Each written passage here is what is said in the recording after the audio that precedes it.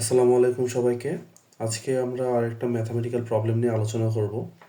তো এখানে আমাদের এই যে একটা বৃত্ত দেওয়া আছে, এই বৃত্তের দুইটা জ্যা দেওয়া আছে, যেখানে দুইটা জ্যা পরস্পরকে ছেদ করেছে। জ্যার ডান দিকে যে অংশটা, এই অংশটা বা এই বৃত্তচাপের এইটুকু অংশ, এটা হচ্ছে 140 ডিগ্রি। আর বাম দিকের যে এইটুকু অংশ, এটা হচ্ছে 80 ডিগ্রি। যে যখন দুটাকে ছেদ করেছে তখন আমাকে বলছে যে এই কোণটার মান কত, অর্থাৎ এক্স এর মান কত। তো এটা আসলে আমাদের কনভেনশনাল জ্যামিতির রুল দিয়েই করা যাবে, কিন্তু আসলে একটু ট্রিকি। তো সেটা আমরা কিভাবে করব ধাপে ধাপে দেখছি। তো প্রথমে আমরা এই প্রবলেমটা সলভ করার জন্য এই যে এই পয়েন্ট এবং এই পয়েন্ট, এই দুটাকে যোগ করে দিই। যোগ করলে আমরা এরকম একটা সরলরেখা পাবো। আচ্ছা, তো এবার আমাদের এই দুইটা জ্যায়ের মধ্যে যে কোনো একটা একটা করে জ্যা নিয়ে আমাদের কাজ করতে হবে। তাহলে আমরা যদি কাজ করি, তাহলে আমরা যদি আঁকি এখানে, যে এখানে আমরা ধরলাম যে এইটা হচ্ছে এ জ্যা, এটা হচ্ছে বি জ্যা। তাহলে এবার আমরা যে কাজটা করব সেটা হচ্ছে এ জ্যাটা নিয়ে কাজ করব। এ জ্যা নিয়ে যদি কাজ করি, তাহলে আমরা বৃত্তটা আরেকবার আঁকি, এ জ্যাটা নিয়ে একবার আঁকি। ওকে, আর হচ্ছে আমাদের এই রেখাটা আমরা আরেকবার দিব। তাহলে আমরা এখানে যদি দেই, ওকে, এখন আমরা দেখতে পাচ্ছি যে আমরা জানতাম এইটুকু হচ্ছে 80 ডিগ্রি। তাহলে এইটুকু আমার কত হবে? 80 ডিগ্রি। আচ্ছা, এখন এখানে আমাদের একটা সূত্র মাথায় রাখতে হবে। সূত্রটা হচ্ছে যে এখানে আমাদের এটাকে আমরা কি বলি? এটাকে আমরা বলি হচ্ছে বৃত্তচাপ, তাই না?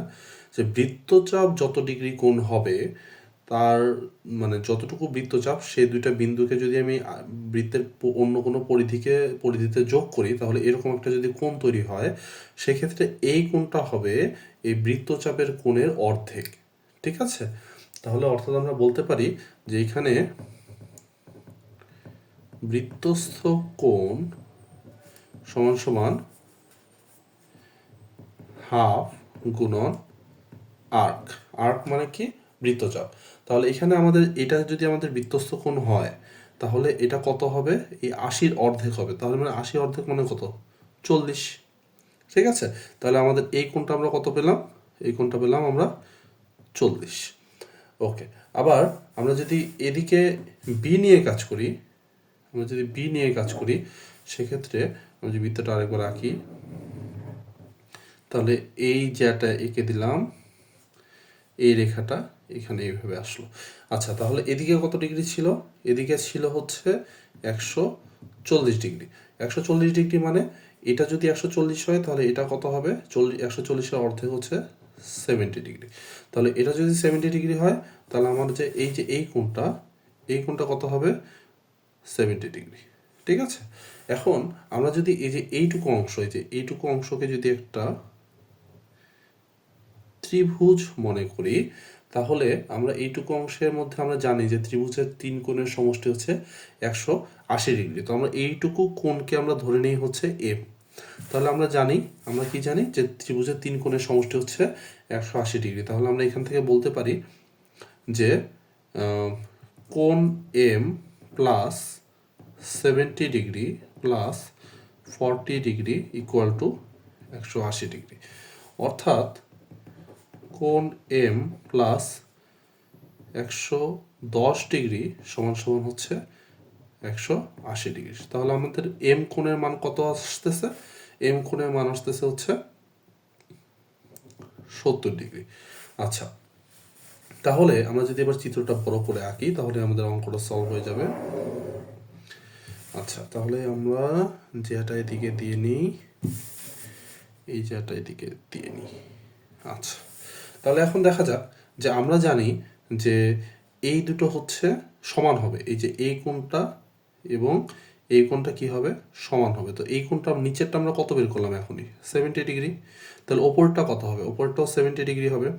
আচ্ছা, আবার যদি ছেদ করে, তাহলে আমরা জানি এই কোণটা আর এই কোণটাও কি হবে? সমান হবে।